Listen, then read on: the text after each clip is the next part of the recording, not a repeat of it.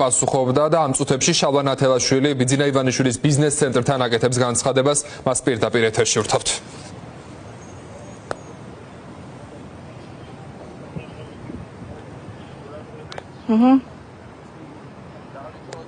დავიწყოთ.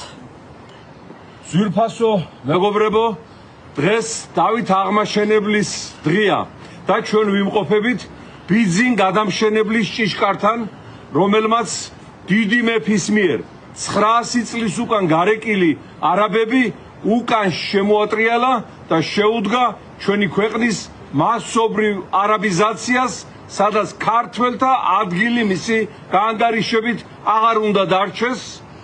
შესაბამისად, ჩვენი ხალხის ნებით და ლეიბორისტული პარტიის გადაწყვეტილებით ბიძინა ივანიშვილს მიენიჭა ქართველთა გამანადგურებელ და დამარბეվել მურვან ყრუს საპატიო სიგელი.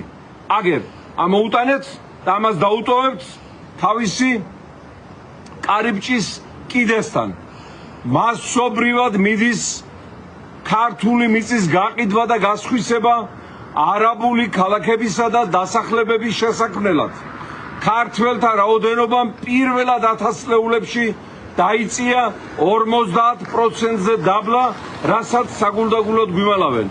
ჩვენი ყოფნა არ ყოფნის საკითხი, პრობლემა დგას მეგობრებო და ყველა მთელი ერი დიდი ან პატარიანად პოლიტიკური შეხედულებების მიუხედავად უნდა გაერთიანდეს აი ამ საშინელების დროზე მოსაცილებლად, რადგან დრო არ მუშაობს ჩვენ სასარგებლოდ და ყოველდღიურად დახრიან ივანიშვილის მსტოვრები არაბთა ემირათებში, ყატარში, კუვეითში, საუდში იმისათვის, რომ მასობრივად და მსუხეთ გაასხვისონ ქართული მიწა, ასეულობით ჰექტარი სავარგული უკვე გადაცემული არაბ კომპანიებზე.